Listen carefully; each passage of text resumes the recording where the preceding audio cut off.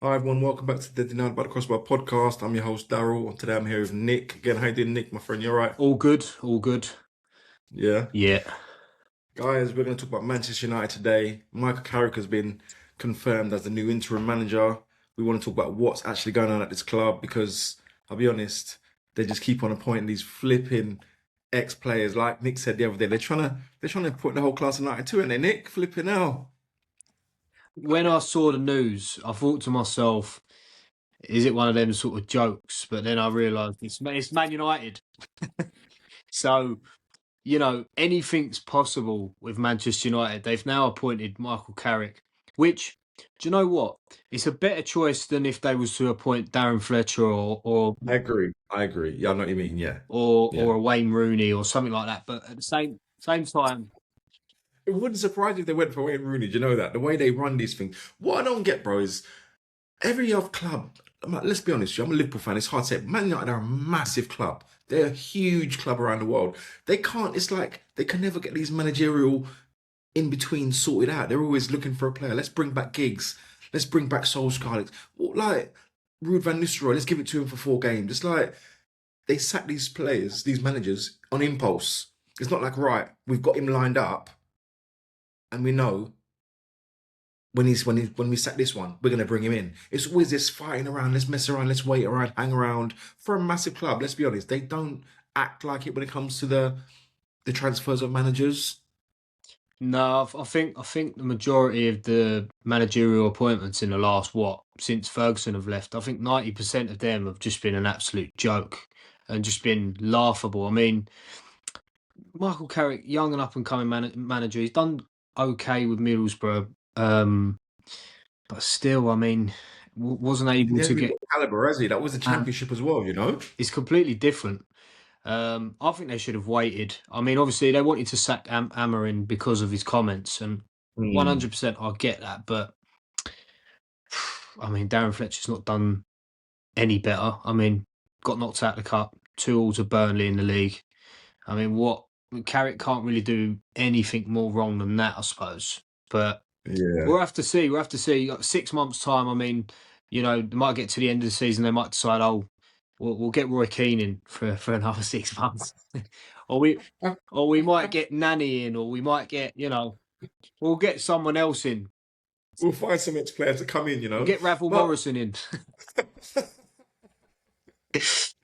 But why do they keep appointing these ex-players? Do you think it's we know that Sir Alex Ferguson's still there? He's still in the limelight. He's in the limelight, but he's still in the background. You know, he's still like a shadow. Do you think? I reckon that's part of the problem. I know he's a legend. You want him around the club. But I think that's part of the problem when you've got like an amazing, the greatest manager of all time, possibly in the UK, there, just there, and it just feels like all these signings. I don't know how influential he is, but all these signings, they just seem like they're his choices. Let's go and get one of my old boys in. We've seen it. We've seen it with Solskjaer. We see the pictures. Oh, he says, "Oh, when I'm going to speak to someone, or I want to make a sign, I'm going to speak to Sir Alex." It's like he's a puppet master, just controlling it still in the background. Do you know what I mean? I think he's overseeing a lot of the decisions at the club, not necessarily having his input, but I think his presence at the club is kind Mm. of, you know, it's having an impact from the top to the bottom. I also think that Manchester United as a club and Manchester United as a fan base and as a commodity is living in the past. I think, Mm. when you speak to the majority of Man United fans, which unfortunately I work with a few, I've um, got quite a lot of um, friends as well. they talk about the good old days. That's a big expression that they use. Oh, I remember the good old days, the Fergie days. You know, us winning, the Champions League and numerous titles and treble seasons, things like that. They never sort of talk about their recent downward trajectory. Now, as a football fan, you know, me as a Fulham fan, I speak about all of Fulham's history, but Man United fans seem to focus on you know just the good old days, and it's an expression they use to the T, and I think they need to stop living in the past. I think Man United as a football club need to change their dynamic and their approach when it comes to recruiting managers and even players.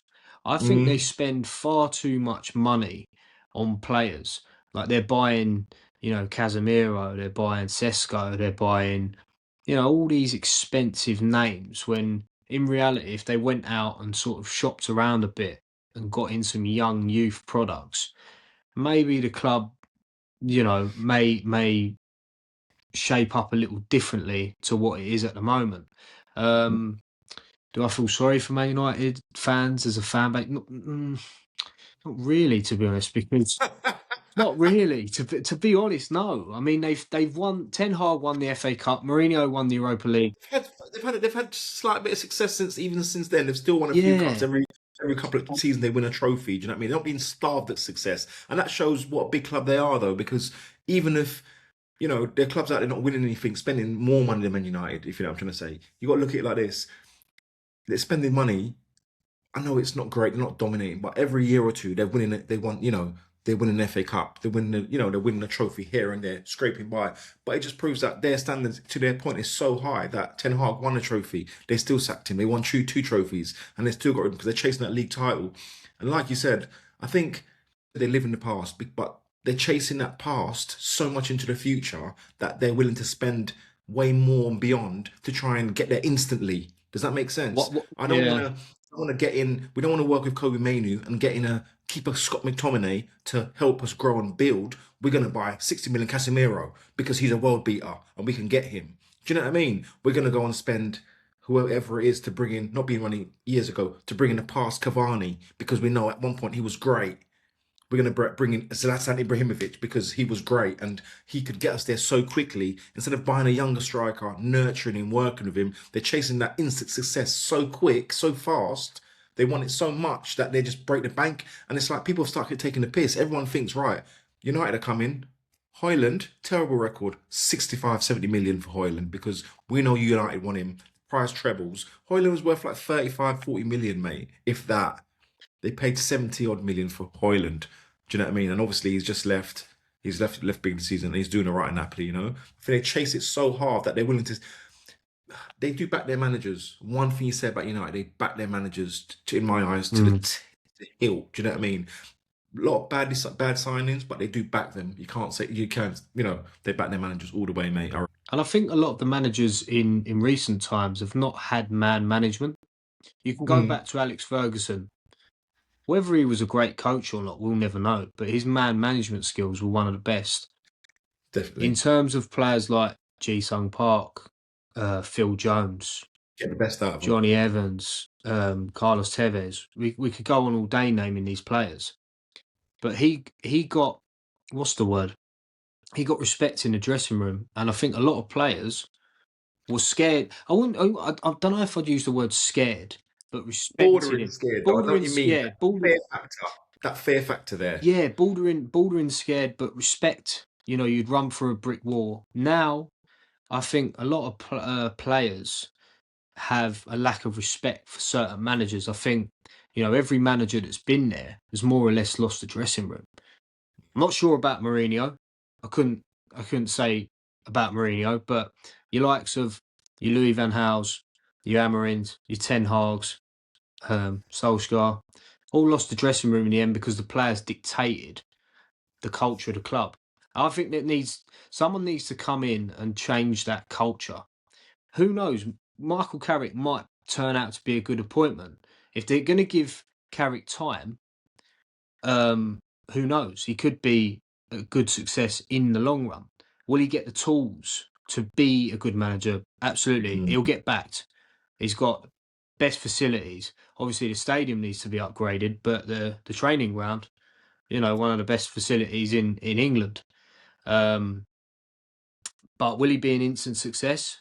Not at all. Not this season. You've got Arsenal, Man City, Aston Villa, Chelsea. It's those four teams are in front of Man United at this moment in time. Could you arguably say that Man United are not really a top six club anymore in terms of That's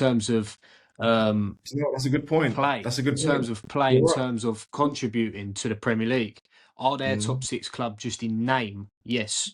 Yes, but in and the way that things are going at the moment, no, you're right. Last season, what, 6th, 15th, wherever it was.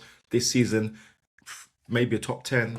Your Man. likes of your Brentfords, your Bournemouths, your Fulhams. We could go on and name those clubs all day. They're even finishing above United's, which is great, a great thing to see. But obviously, as a United fan, Not from that stand, not yeah, from a United you don't standpoint, want to it's see terrible, that. you know? No, 100%. Mm. Um, I think Carrick's target this season's probably to steady the ship. I think Mm. United, personally, they'll be lucky to finish maybe if results keep going the way that they're going, um, top half. Amarin was getting them playing good football. That's the thing. But the thing is with Amarin, his football was too consistent. They'd win a game, draw, lose. It would never be a One consistent run. time, going back and forth. Yeah, See, this comes down to player power. I remember when Mourinho left, or just before, just after he left, he did an interview and he was talking about the club's rotten to the core. And that's when you had your Pogbas, you had your players in there that just they feel like your Harry Maguire's, Rashford's. They think that they're part of the club, but they think they're bigger than the club. The player power becomes too much, and that's where I actually thought that Ten Hag was trying to get places, and he was starting. He had problems with Rashford. He tried to banish him to say, look, massive club here. You might be doing your bit for the social, for the community, doing whatever, helping kids and all that stuff. But this is Man United. You're not big in the club. And a couple of times he tried to banish Rashford, and he yeah. got slated for it.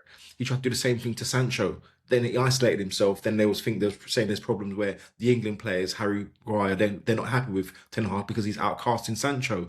It just shows that there's no unity there. You're the manager. You play for Manchester United. That friendship that Rashford's got with Sancho, or regardless, that's Sancho doesn't pay your wage, mate. It's not about your friends. It's about Manchester United as an entity, as a massive club. You're playing. You should be proud and happy to play for that club, regardless if the manager doesn't like your mate or not. Forget that nonsense. And Ten Hag, to a point, got punished because he tried to implement those things. Ronaldo did the interview. He got him out. He tried to shut him out. They backed him, Ronaldo. I respect him for that. But there was a lot of other things where there's back and forth with Sancho. The Rashford problem. Obviously, Rashford is at Barcelona now, tearing it up. There's still a good player there, but I think too many players they got disgruntled, and it's like they thought instead of having a chat or talking about it amicably, they've tried to take out the manager. And who, like what Marino said, who gets the bullet? The manager does. They're not going to sack 6, 7 players. They're going to sack the manager. And I think United have been caught up where the players themselves have become too big for their boots there. And someone like Rashford, not being rude, because he's come from the club, he thinks he's important enough to stand up against the club, if you know what I mean. And I don't think that's the right take. No, I 100% agree. I think obviously Rashford's built up a status where he feels he could, well, he could have spoke out and said things that maybe you shouldn't be saying as a player. There's a lot in that dressing room. Your likes of you mentioned it previously. Your Pogba's, your Rashfords, and loads of other players probably saying what they want to say and how they say it, and yeah, it just being a big circus. In terms of Manchester United as a football club, they do need to evolve. I feel that they've remained stagnant. Even Gary Neville speaks about United a lot on Sky Sports and says the culture of the club is quite rotten. I don't entirely think it's the fault of the owners, although I don't think I can have a strong enough opinion on the owners because I don't support the club. But from an outsider looking in, I potentially think 20, 30%, 40% is responsibility of the owners. Then obviously you've got the staff, and then you've got the players. Because remember, there's a few players that have been there for a number of years. Your Johnny Evans, your Harry Maguires, and other players, and they all probably think they're head of the dressing room and they'll have their say. I think they need to have a total clear out, and I think Michael Carrick sort of needs to think to himself, right, well, which players am I going to keep and which players am I going to get rid of? Because if they're creating this rotten culture at the club, we've got to try and sort of separate that and try and build a foundation. You've got to plant the seed for it to be able to grow. Yeah, no doubt. But he's been put in interim charge. Now, are we sitting there thinking that he's going to get the job? Do you think he's had those talks to say, look, if you do well, you win a certain percentage of game by the end of the season, he gets the job, or does he go in there with the proviso of I've got 5 months, do the best I can, and whoever it is, there's going to be another manager coming in anyway, or do they leave the door open? Because we've seen the Solskjaer problem. The same thing happened with Solskjaer, even though he has been their most successful manager over the last few years. Problem with Ole, he kept on trying to play counter-attacking football. When you're a massive club like Liverpool, Manchester United, top, massive, big clubs, you can start off. Jurgen Klopp came in his first season. He played counter-attacking football because he's trying to implement his style, his defensive, situations, his formations. It's all right in the beginning. You cannot play counter-attacking football as a constant from Man United. They're too big a club to do that. It's possession-based football. You can't play. And that's the problem with Ten Hag. Ole suffered the same thing. What happens if he comes in, he does well for 6 months? We're going to go back to the same thing. Who else are they going to look for next? What player next? I just don't. I don't think the club itself is learning from its past failures. That's exactly what it is. You're right. I think those talks would have probably been had because of what's happened in the past. I think they're sort of trying to get this, familiar character in the door, like your Carricks, like your previous managers But is that before the that. problem? It's familiarity. Yeah, himself. And I think if he messes this up, I don't think another big job like this will come again. I don't think even a championship job will come. I don't even think Carrick done that well at Middlesbrough, to be honest. Middlesbrough fans were even saying when he was sacked that it was sort of split in the middle 50-50. A lot of Borough fans were like, yeah, it's time for him to go. He didn't improve the club in any way. And 50% of the fans said, do you know what? Actually, we did improve under him. We did play good football. Yeah, well, if you remember with Carrick last season, was it last season? He was there in the beginning. It started off really well. They were flying top three, and then all of a sudden, I think 10 of the year, everything changes. They had Ben Doak away from Liverpool on loan there, tearing it up. He got injured, and before you know it, no jokes, mate, the team collapsed. It literally fell off, and then Carrick got the sack. So we don't even really know his managerial credentials. Do you know what I'm saying? How's he getting a Middlesbrough job based on what exactly? So he's getting a Man United job this time. It's player status. Player status, and I find in England we do that a lot. There's a lot of managers that's probably more qualified, as in they've got a better they've got certain ethoses that they're trying to bring into clubs and stuff. But someone like him, he gets it based on I'm Michael Carrick, I play for Manchester United, and that's kind of sad sometimes to see that. Sometimes. Oh no, 100%. You can look at the German model, for example. Fabian Hertzler, not a prolific player, had to retire due to career-ending injury. St. Pauli took him on, and he's built himself up and come straight to England. And look how well he's doing at Brighton Hove Albion. So I don't think there's enough good British coaches out there. Yeah, I think, like I said, I think they need a coach. Michael Carrick might be good for them. He might be that figure that's got respect at the club. He is, like I said, he is. Is he one of their greats? This is what I said the other day. I heard that on the radio, and I thought, if I was naming a great from Man United, I'm not being rude, I would not be naming that Michael Carrick. I can name 10 players that I would say that are great in that era, and I wouldn't name Carrick. Do you think he's a name that goes unnoticed? Because comparing, like, say for example, like your Barcelona's, right? Sergio Busquets as a midfielder is not really sort of spoken about as the great, but he did a lot. He did a lot off the ball, which is kind of what Michael Carrick did. I feel that Michael Carrick as a player was really, really underrated. Do you think? Yeah, I do. Yeah. I always thought he was a good player, but I always thought, I don't know. He plays in a team where he's at a time where not everyone can be a star. It's just how it is. He's playing alongside a team where he's got Scholes alongside him. Scholes is a world beater. You've got players like that around you, you're never going to be the best player. Do you know what I mean? It's just like any Barcelona players that are around in the Busquets, Xavi, Iniesta era. Doesn't matter how good you are, you're never going to make it around those guys. You're always going to be this. No one's going to remember. If you ask me who was their backup around that area, Rakitic maybe. I can't really name many more that were around at that time because no one. The other three just took the front. Yeah, no, 100%. No one cares. Do you know what I mean? And like Carrick, like I said, he was good, but he isn't at Man United great. Maybe he might be the type of lower profile that they need to come in, or will this player power get too much for him? Will your Harry Maguires have too much of a voice in that dressing room because he's got big personality. You hear from the club, from people around the club, that he is a major player in that club. I know he's getting on now, but he is major in that change rooms. So is he gonna? Are they gonna undermine him? Another manager again getting undermined, like Mourinho said, like Ragnick said, and to clear him all out because it's in the culture in the club. You can see they don't take responsibility. People like Luke Shaw. We've never seen the best at Luke Shaw. He's been there for 6, 7 years. We've never seen the best of what we saw at West at Southampton. We've never seen any type of form like that ever from Luke Shaw. People like him needs to go. And he seems to keep getting a new deal, which I'm How? absolutely He never baffled at. when he is fit, he plays rubbish. Let's be honest. And Johnny Evans. I don't know why Johnny Evans is even there. Why would they go back to Johnny Evans after he's left, gone on one title, was at Leicester, and you're bringing him back? Why? He's 37, 38. What do you need that for? You can't. Manchester United can't afford to go and get a proper centre back. I think they need to find players that are playing for your likes of your Brentfords and your Bournemouths.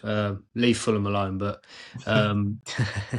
they need to go and buy sort of their best players. I'm trying to think who would fit in as a centre back role at Manchester United. Maybe a Calvin Bassey type player could do well at Manchester United because he's a utility man and he's fast. He's very rugged on the ball.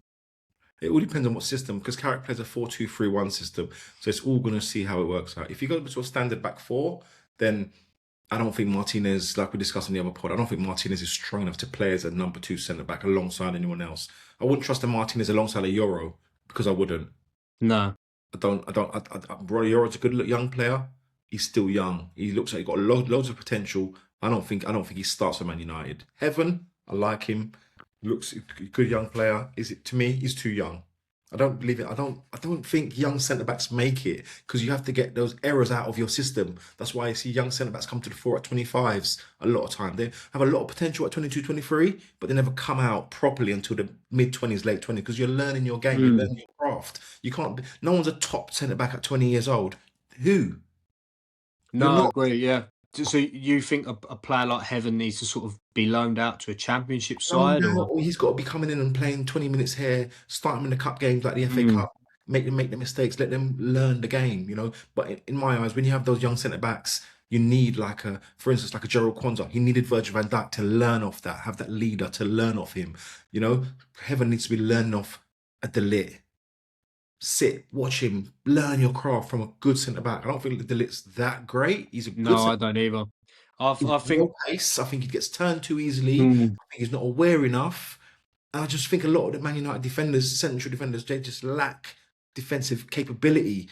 Just reading the game. Sometimes you don't. The old John Terry, you don't need that first yard of pace in your head. Watch the game, clock the game. I don't think they do that enough at United. I don't know what they get taught in training, but a lot of times I just see runners running past them all the time. And you're thinking, mate, you're a centre back. How are you letting this go? Your midfielder's just letting someone run past you. I don't think a lot of that is coaching. They're not coaching the players properly, like I said earlier. Yeah, Man United concede a lot of sloppy, silly goals, but they do have some good players there, like Dorgu. I know a lot of I think people Dorgu's quite good. A lot of people don't rate him. Yeah, a lot of people don't rate Dorgu, and I think he's decent. I'm trying to think. I watched Man United versus Newcastle just after sort of the Christmas break, and he scored their goal, and I thought they played all right. Manchester United, they got the job done, and they beat Newcastle 1-0. Yeah, there's certain games where Manchester United look a completely different side, and they play really well, and then there's other games where you think, do you know what? You've actually lost the intensity and the identity of football. But we'll see. We'll see what Michael Carrick's got to offer. What do you reckon? Man United this season? What do you reckon Carrick's proviso is of what get us in the top 8? Do you reckon? Where do you think he can realistically finish with that team? I think top 10 personally. Top 10. Yeah, I wouldn't expect anything, special from Michael Carrick. I think he's there to sort of steady the ship. I think this season's a write-off now for Manchester United. They're out their FA Cup. They're out the title race. The season's done. No European football, nothing. So it's finished. I think they just got to get in the top half, and just really know their place this season as sort of a foundation to build on for next season. That's what I think. Yeah, it's going to be a tough one for Carrick. Like I said, I rate him. No, he's big enough to stand up and you know and be shot at because you're being Man United manager. That's what's going to happen. You're going to be shot at, and these Mm, fans, they're starved. yeah, yeah, They're gonna you know if he goes back and he starts that 4-2-3-1, they bet there's a lot of things that their fans are going to be expecting now. They're going to expect to be a solid back four. They're going to expect to bring Kobe Mainoo back in. Do you know what I mean? Get a tune out of him. They're going to expect the front three to start clicking again. They've got still got players away from AFCON, should be coming back. So there's going to be a lot of things, like you said, that he's going to have to try and put right that didn't work under Amram. That midfield is a mess. I don't know. I think if you're going to play Casemiro, you've got to play someone like Kobe around him to give him legs, or yeah, play 100%. Ugarte. But Ugarte is head loss. He just gets the ball. He doesn't know how to pass. He's got legs to run all day. He makes like 6 tackles a match, but he's tackling you on the right wing. You're a DM. You need to be in the centre, making tackles, keeping it tight. He's out on the right wing making tackles. It's all right getting 8 tackles a game for your DM. Not in the right positions, you're not. Do you know what I mean? And I think there's a lot that he needs to get right. He needs to get, you know, I don't know, their left back positions is a problem. Is Dorgo left back? He's more of a wing back. There's a lot of little things there that if he's going to go to that squad now, has kind of been trained for the last 9 months to be in a back three. Can Luke Shaw play left but set the back? No, he cannot. Not at all, no. I think Man United need that player that can sort of break up the play, and I'm going to use an example here. João Palhinha.